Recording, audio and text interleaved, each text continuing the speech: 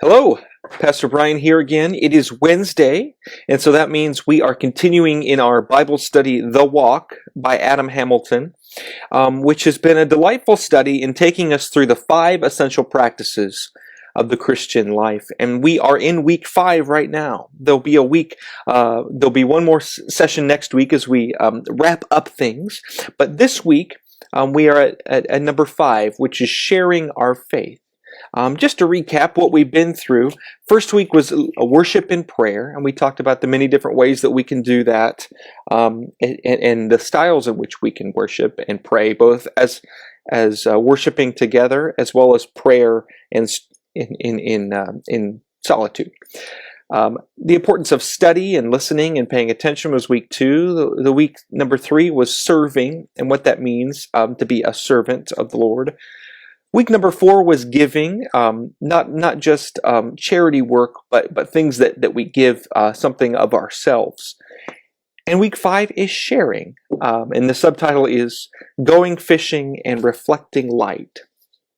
And I think this, I've always thought sharing, or another way we might think of this, is witness as an interesting part and an exciting part of the Christian faith. And I think sometimes it gets misconstrued in our modern culture.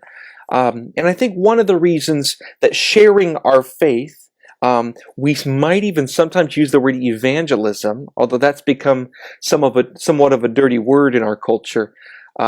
I think the reason that people get turned off by that is because, one, they've had some really bad examples of it. They've seen people who have shared their faith in negative ways, trying to shove religion down people's throats, doing it by force. But I also think that there's something behind the reason why sharing our faith is not something we do readily always, is because religion in our culture is meant to be kept private. It's been privatized. Religion is something we do at home or do in the confines of the church, and it doesn't affect the rest of our lives. It's not something we talk about in a public way. It's something we keep private. It's a matter between you and God, some might say. And I would push back on this as we think about the models that Jesus gave. Many of the things Jesus asked us to do, to love one another, to give to the poor, to be with the marginalized, to do all of these things against the powers that be, against the empire. These were commands that bled well into our public sphere and should have an impact on our lives, not just what we do at home, but how we live our lives, how we spend our money, how we spend our time.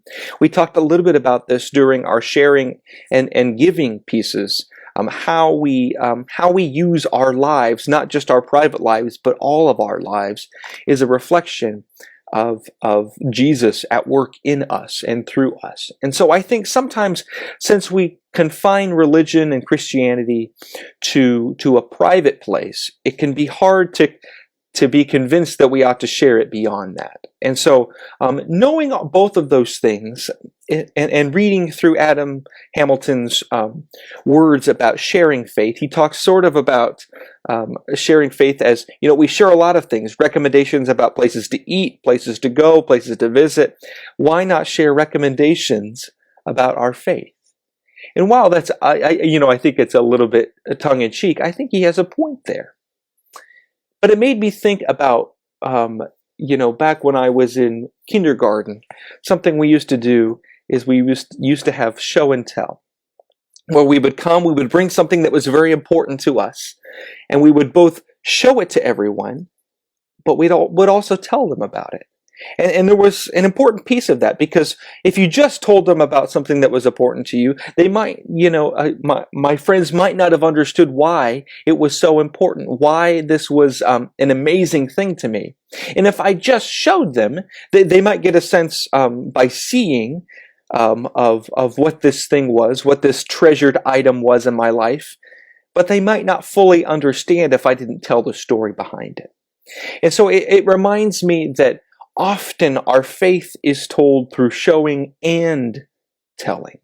There are stories about our faith, about a time that God was present to us through an exciting way, or also in the depths of grief.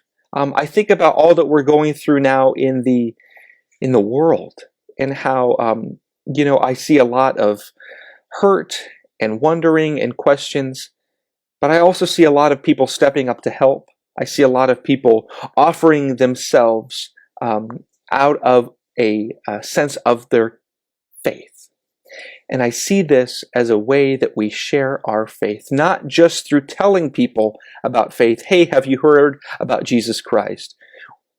But also, hey, have you experienced the love of Jesus Christ? Have you experienced what happens when people who are driven by a command to love one another give all they have to the poor, give as part of their resources to help someone who is going through a tough time, give part of their privilege for another person's sake that they might find flourishing and new life? Have you heard of this story? Have you seen this story at work? You might know the hymn that goes, "They will know we are Christians by our love, by our love." And of course that comes directly from Jesus' mouth, or at least a paraphrase of it in John 11. And so I give you that as sort of a thought for today. It can be especially hard in theory to share our faith when we are confined to our homes. But also, if we are able to live in such a way that Jesus' light is reflected in us through our words and through our actions and how we live our life, that I think the kingdom of God will be ever better for it.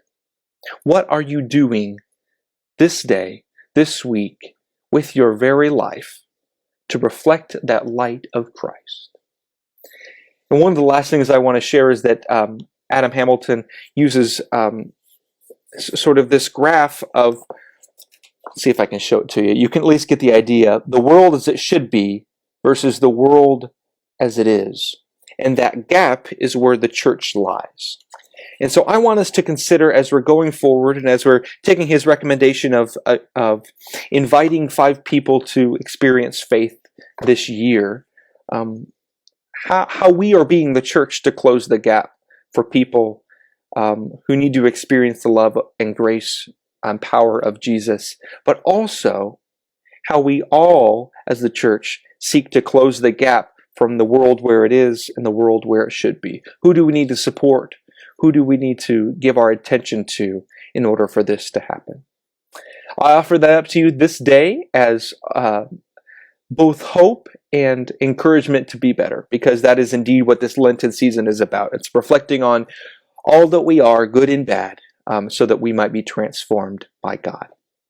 Last thing I want to invite you to do as we kind of wrap up our practices this week is, you may have seen the Pope and leaders of a number of denominations, including the United Methodist Church, put out a call for prayer at noon today with everything going on with COVID-19, a call to be in prayer around the Lord's Prayer, knowing that at noon in every time zone, there will be people around the world in a chorus of prayer, as we know the power of prayer. So I would invite you to do that at noon today here in Central Time Zone or wherever you're at, to pray the Lord's Prayer. Because I think in doing that, we can demonstrate one of the many ways that we share and practice and exercise our faith. So I'll leave that to you, and may God be with you as you go about the rest of your day.